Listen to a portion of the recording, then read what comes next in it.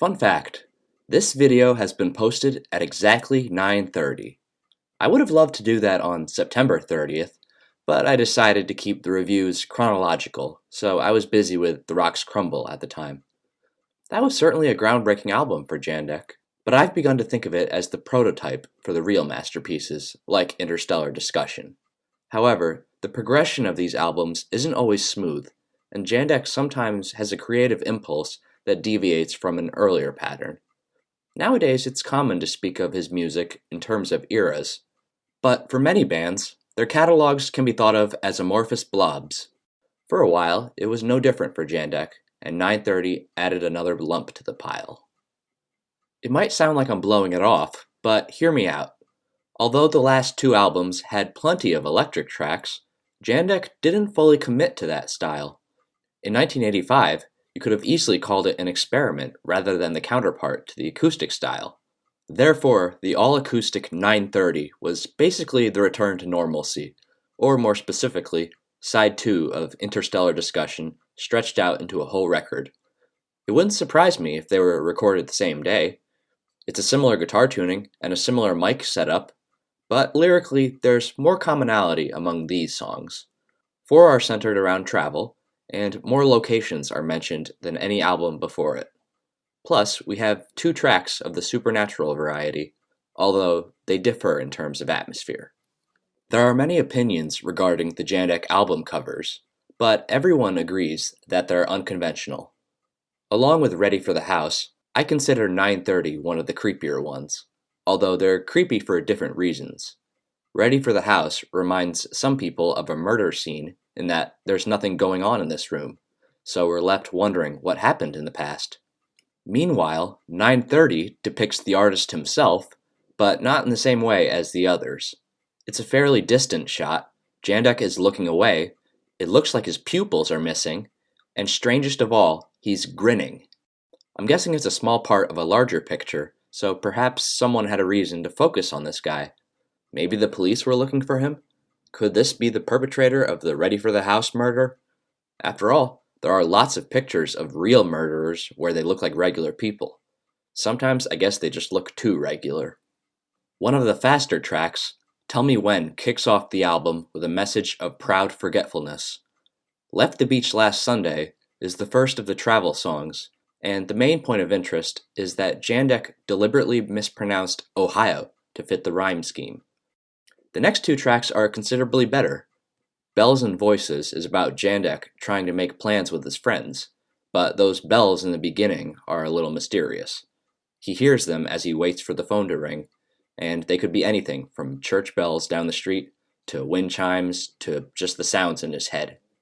I'm just realizing this, but it's reminiscent of The Bells by Edgar Allan Poe. Thank you for leading me to the bookshelf, Jandek. Anyway, up next is another of his relationship songs, and for quite a while, it was the only track I could find from this record. The narrator has a girl named Faye, but she's emotionally abusive. She needs wine to reciprocate the love from her loyal partner, so it's a rather serious song masquerading as a romantic one. Now, if you thought Tell Me When was fast, think again. Wrong Time finds Jandek in a frantic existential crisis, and the line, "Put your bloody mind in a paper bag and eat it for lunch," is another of the album's memorable moments. I don't know about eating it, but he certainly starts to lose his mind on Voices in the Dark. The title says it all. When it's dark outside, he hears voices, and tries his best to ignore them. There's voices here in the dark. I have to beat them before it gets dark.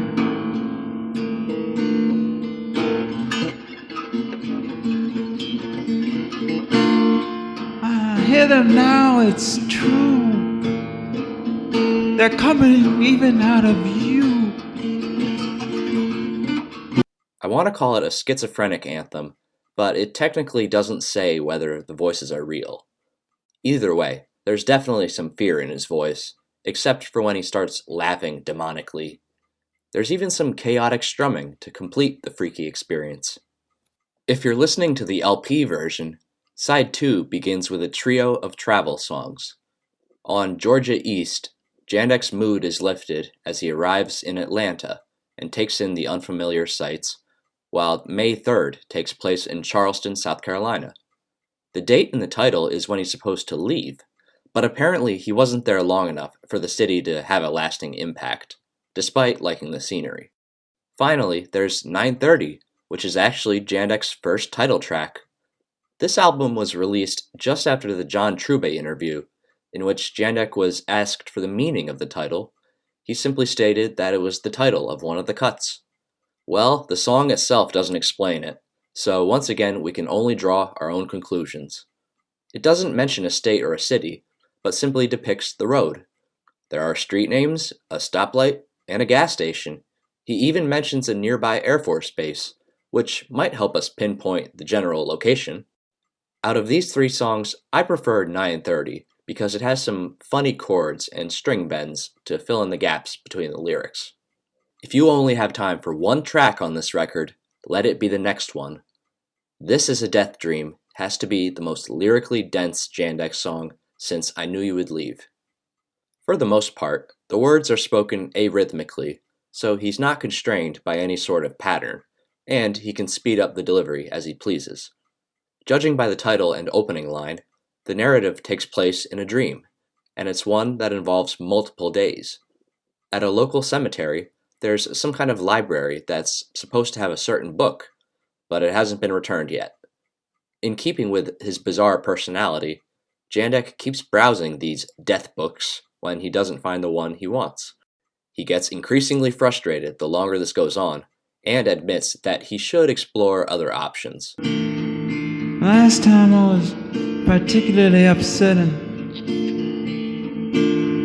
despair that the right books will never be there because of people will not bring them back, and my reliance is weak.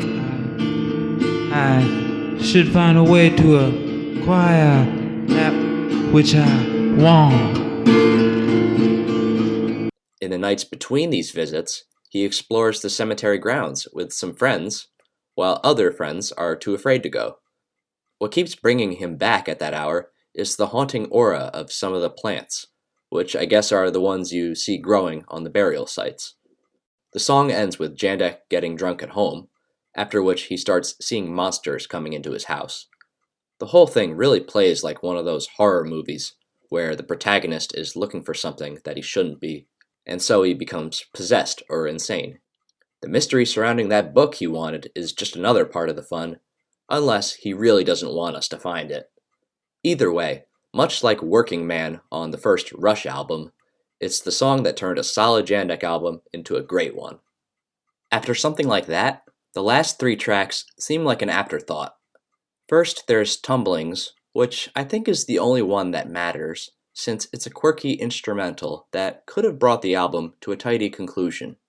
If you like Jandek on harmonica, You Didn't Lie has you covered, although the sparse lyrics would have fit better on Staring at the Cellophane. Finally, the remake of Oh Jenny is kind of unnecessary, since the harmonica is gone and some of the lyrics are missing, and the eerie calmness has changed into just plain eerie. Good for you if you like the updated guitar tuning, but I rarely make it this far in the album. In terms of structure, the end of 930 may be a slight hiccup, but that still leaves us with a dozen songs that are at least solid. At least one of those can be considered classic on its own, while the rest are collectively classic. The travel theme adds some character, and two other tracks are definitely top 10 worthy in terms of spookiness. The album follows in the footsteps of 6 and 6, since it takes a homogeneous approach, with no experimentation other than the harmonica on You Didn't Lie.